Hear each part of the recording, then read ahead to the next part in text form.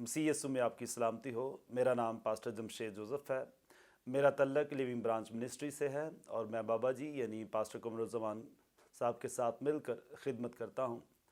आज की सुबह मैं खुदा की शुक्रगुजारी करता हूँ कि खुदा ने ये वक्त बख्शा कि मैं आपके दरमियान खुदा के कलाम की खिदमत करूँ।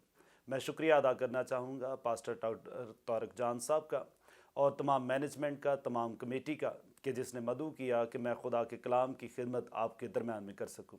आए कलाम मुक़द्दस में से सीखेंगे और अपनी हदायत और रहनुमाई में आगे बढ़ेंगे। कलाम मुक़द्दस में से दूसरा तिमोथियस उसका पहला बाब और उसकी 7वीं आयत पढ़ेंगे।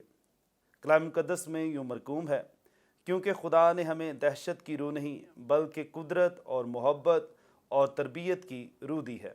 कलाम मुक़द्दस की कुदरत से हम सब बरकत पाएँ। आज की सुबह जो मेरा टॉपिक है वो है स्पिरिट ऑफ फियर यानी कि दहशत की रूह।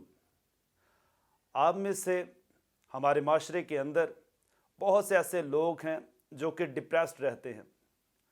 अब खुदा का कलाम हमें तक़वियत बख्शता है, खुदा का कलाम हमें इत्मीनान बख्शता है और खुदा का कलाम हमें तसल्ली बख्शता है। लेकिन हम बहुत सी ऐसी चीज़ें अपने अंदर अडॉप्ट कर लेते हैं या बहुत सी सोचें ऐसी अपने जहन के अंदर ले लेते हैं जिसकी बदौलत हम स्पिरिट ऑफ फियर में रहते हैं यानी कि दहशत की रूह में रहते हैं। हम अपने फ्यूचर के बारे में इनसिक्योर रहते हैं, हम अपने बच्चों के फ्यूचर के बारे में, हम अपनी जॉब के बारे में, हम अपनी रोज़ की रोटी के बारे में, हम अपने कारोबार के बारे में इनसिक्योर रहते हैं। और इनसिक्योर इसी बदौलत रहते हैं क्योंकि हम खुदा के कलाम में कुव्वत नहीं पाते, खुदा के कलाम में हम इतना बढ़ते नहीं हैं, खुदा के कलाम की कुदरत को इतना हम लेते नहीं हैं। हम जस्ट सरमन सुनते हैं, कलाम लेते हैं और उसके बाद एक नॉलेज के तौर पर अपनी डायरी में लिखा और साइड पे रख देते हैं। कलाम मेरे सामने कलाम पड़ा हुआ है, आपके घरों में ये कलाम है। जब इस कलाम को आप अपनी ज़िंदगी के अंदर लेंगे, जब इस कलाम को आप अपनी घरानों के अंदर लेंगे, अपने ख़ानदानों के अंदर लेंगे, तो उसी वक्त कलाम आपकी ज़िंदगी के अंदर कुदरत का काम करेगा। अब यहाँ पर पौलुस रसूल लिखते हैं कि खुदा ने हमें दहशत की रूह नहीं दी गई। पास्टर हिजकियल सरोज साहब कुछ अरसा पहले जब ज़मीन पर थे तो वो खिदमत के लिए इंडिया में गए और वहाँ पर जब वो खिदमत कर रहे थे तो उन्होंने देखा कि बहुत से लोग रूल कुद्दस से मामूर हैं और रूल कुद्दस से भर कर दुआएँ कर रहे हैं। लेकिन वहाँ पर एक शख्स आया और वो शख्स इस कदर वो हैबतनाक था या वो ऐसी बोली बोल रहा था कि जिसकी बदौलत से बाकी लोग भी डर रहे थे। अब बाकी कुछ लोग ऐसे समझ रहे थे कि शायद इसको रूल कुद्दस का बपतिस्मा हुआ है और रूल कुद्दस की ज़ुबान इसे मिली है और ये बेगाना ज़ुबान में दुआ कर रहा है। और जब डॉक्टर साहब ने देखा तो डॉक्टर साहब फ़ौरन से पहले कहते हैं कि खुदाया ये तेरी तरफ से है। तो खुदा ने जवाब दिया कि ये मेरी तरफ से नहीं है। अब उस शख्स के ऊपर दहशत थी, उस शख्स को जो ज़ुबान मिली थी वो थी तो बेगाना, किसी को समझ नहीं आ रही थी, लेकिन वो अबलीसी तौर पर इस्तेमाल की गई थी और उसके ऊपर दहशत की रूह थी। और फिर खुदा ने कहा कि जिसे मैं रूह बख्शता हूँ उसे इत्मीनान बख्शता हूँ, उसे मैं तसल्ली बख्शता हूँ। वो इनसिक्योर नहीं रहता बल्कि वो सिक्योर रहता है, उसकी ज़िंदगी सिक्योर रहती है। कलाम मुक़द्दस में से एक हवाला है गिनती की किताब, बड़ा मशहूर वाक़या, गिनती की किताब उसका 13 बाब 17 से 20 आयत। और उस वाक़े के अंदर हम कलाम मुक़द्दस में से सीखते हैं कि मूसा जो खुदा ने लीडर मुकर्रर किया, मूसा नबी ने 12 लोगों को मुकर्रर किया कि वो जाएं और मुल्क मौदा में जाकर उस मुल्क का हाल दरियाफ्त करें। अब वो जो 12 लोग भेजे गए थे, 12 लोग जब उस जगह पर पहुँचे हैं, अब उनको एक ऑनर मिला है। अब उनको ये प्रिविलेज थी कि वो बाकी सारी जमायत से, कलाम मुक़द्दस के मुताबिक तकरीबन जो जमायत मुल्क मिस्र से निकली थी वो 20 से 25 लाख की जमायत थी। अब 20 से 25 लाख लोगों में से 12 लोगों को चुना गया कि वो पहले जाकर वहाँ मुल्क को देखें, मुल्क मौदा को जाकर देखें। अब उनको प्रिविलेज मिला, उनको ये ऑनर दिया गया कि वो जाकर देखें और उस मुल्क का हाल दरियाफ्त करें।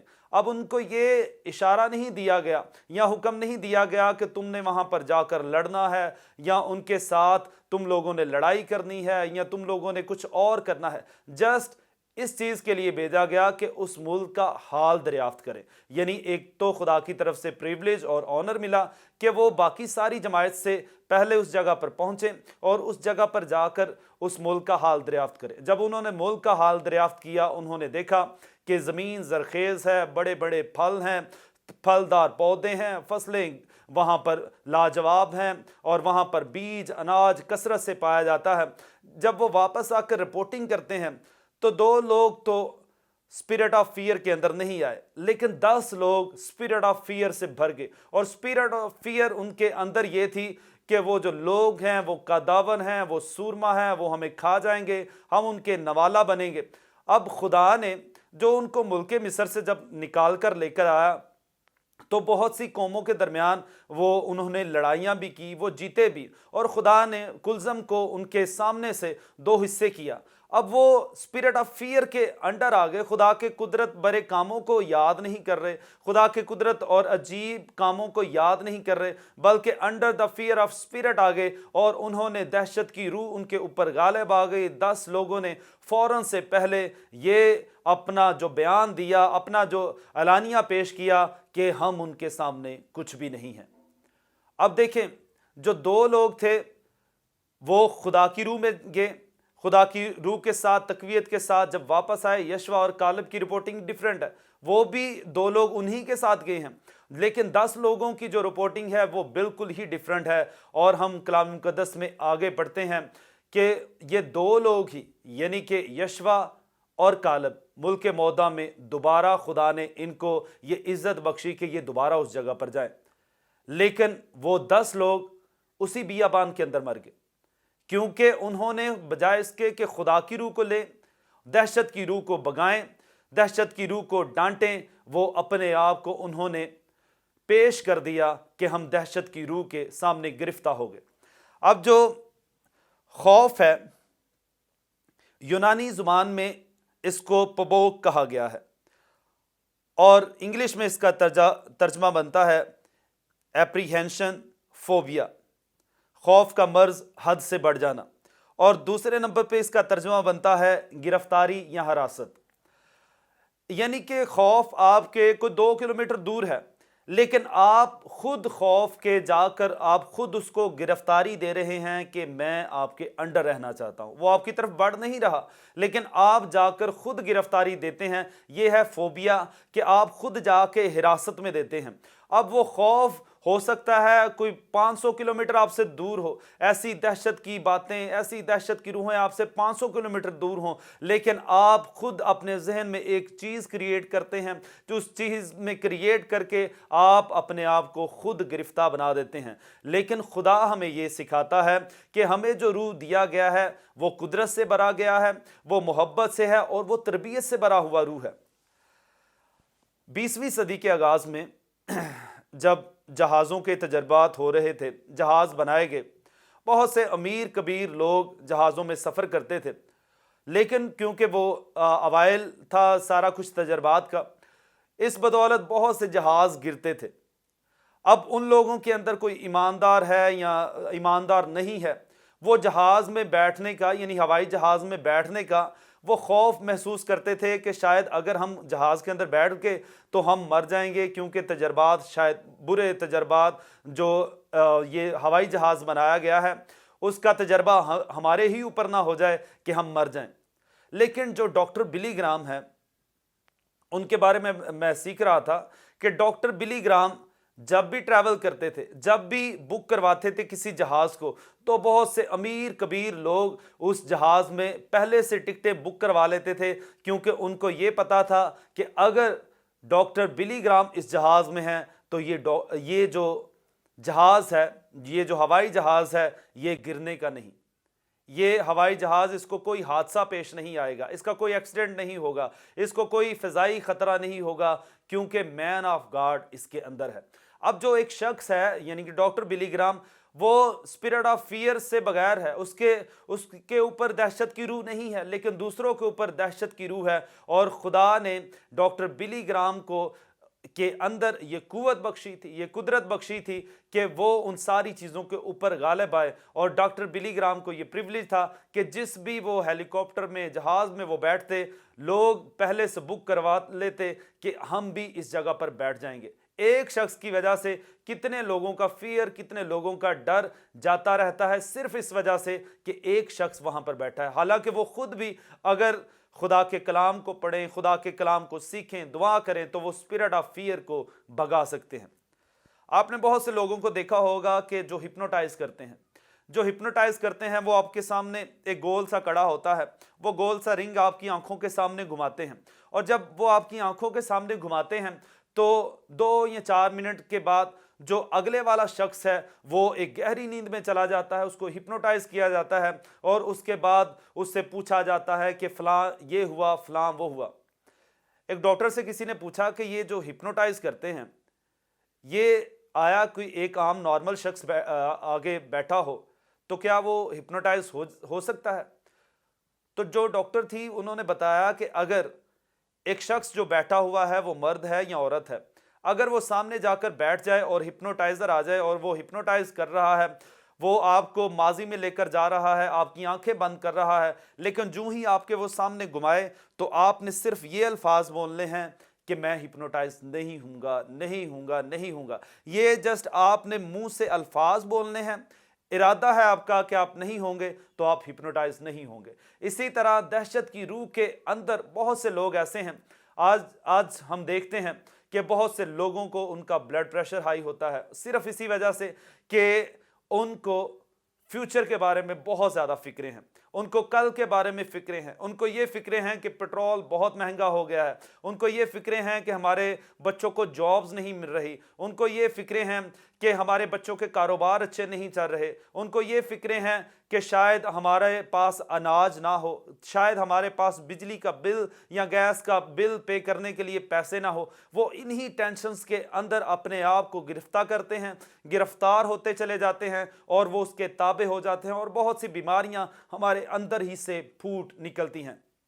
لیکن خدا ہمیں یہ کہتا ہے کہ ہمیں جو روح بخشا گیا ہے وہ دہشت کا نہیں ہے, وہ ہمیں ڈرانے والا روح نہیں ہے. یسوع مسیح نے کہا کہ جب تم دعا کرو تو یہ دعا کرو کہ روز کی روٹی ہمیں بخش, اور جب آپ یہ دعا کریں گے روز کی روٹی بغیر کسی فیئر کے مانگے, ہر روز آپ کو روز کی روٹی ملے گی, اور خدا کل کی بھی پرووائڈ کرنے پر قادر مطلق ہے.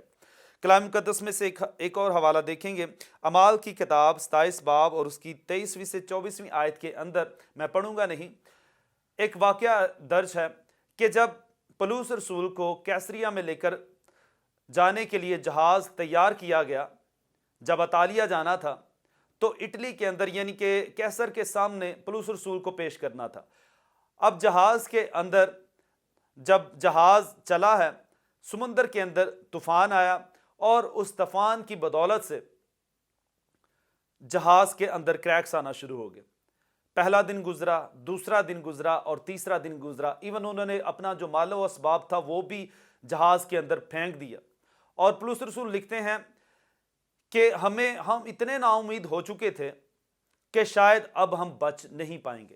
یعنی کہ ایک خادم بھی اسپرٹ آف فیئر کے انڈر آ سکتا ہے, ایماندار بھی آ سکتا ہے. بائبل مقدس میں بہت سی مثالیں ہیں. کلام مقدس میں سیموئیل کی کتاب کے اندر جب داؤد نبی کے بارے میں لکھا گیا, داؤد نبی کہتا ہے کہ میں شکنجا کے اندر ہوں. ایلیا کے بارے میں سلاطین کی کتاب کے اندر لکھا ہوا ہے کہ اے خدا مجھے موت دے دے. یعنی کہ وہ بھی under the spirit of fair آ سکتے ہیں, جو خادم ہے, جو خدا کا بندہ ہے. لیکن خدا نے ہمیں کلام بخشا ہے, خدا نے ہمیں یہ تقویت بخشی ہے کہ اس کو پڑھتے رہیں, اس کو بولتے رہیں, اور وہ ساری اسپرٹ آف فیئر, دہشت کی روح ہم سے جاتی رہے گی. اب پولس رسول بھی نا امید ہو چکا ہے. کلام کے مطابق لکھا ہے کہ پولس رسول لکھتے ہیں کہ ہم نے کئی دنوں سے نہ سورج دیکھا اور نہ ہم نے چاند دیکھا. یعنی کہ شاید 10 دن گزر گئے ہیں, 12 دن گزر رہے ہیں, فاقہ کشی کی حالت میں ہیں کہ شاید ہم یہاں پر مر جائیں گے. لیکن پولس رسول ایک دم کھڑے ہوتے ہیں اور وہ کہتے ہیں کہ جس خدا کی میں عبادت کرتا ہوں اس کا فرشتہ رات کو آیا اور اس نے مجھے کہا کہ تو بھی بچایا جائے گا اور تیرے ساتھ جو جانیں ہیں وہ بھی بچائے جائیں گے. اور اس جہاز کے اندر 276 جانیں تھی. یعنی 276 لوگ اس جہاز کے اندر موجود تھے جو پولس رسول کی بدولت بچائے گئے۔ اب پولس رسول کو تقویت ملی ہے خدا کے فرشتہ کی بدولت، پولس رسول کو تقویت ملی ہے خدا کے کلام کی بدولت، اور نہ صرف وہ بچایا گیا بلکہ 276 جانیں بچائی گئیں۔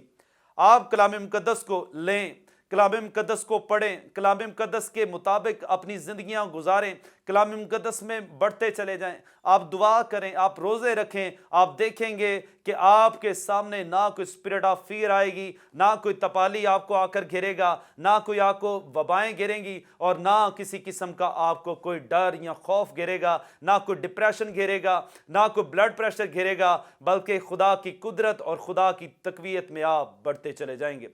کلام مقدس میں خدا ہمیں بار بار یہ تنبیہ کرتا ہے کہ ہم نے اسپرٹ آف فیئر کے انڈر نہیں رہنا۔ یسوع مسیح نے کہا کہ میں اپنا اطمینان تمہیں دیے جاتا ہوں۔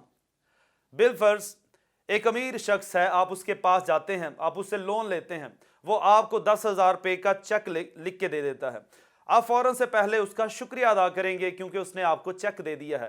آپ کیش کروانے سے پہلے اس کا شکریہ ادا کریں گے۔ آپ یہ نہیں کریں گے کہ آپ چیک کیش کروائیں گے اور اس کے بعد اس کو فون کریں گے، بلکہ جو ہی آپ چیک لیں گے آپ اس کا شکریہ ادا کریں گے اور چلے جائیں گے۔ اسی طرح اطمینان بھی یسوع مسیح کا یہی ہے۔ یسوع مسیح نے جو ہمیں تسلی اور اطمینان بخشا ہے اس کو اس کلام کے وسیلہ سے، خادموں کے کلام کے وسیلہ سے اس کو ریسیو کریں، اس تسلی کو، اس اطمینان کو ریسیو کریں اور اس چیک کو کیش کروا لیں، کیونکہ خدا جو ہمیں تسلی اور تشفی اور اطمینان بخشتا ہے، خدا آج بھی قادر مطلق ہے کہ وہ آپ کو تسلی اور تشفی اور اطمینان بخشے تاکہ آپ ہر طرح کی دہشت وحشت کی روح سے دور رہیں اور خدا میں بھرپور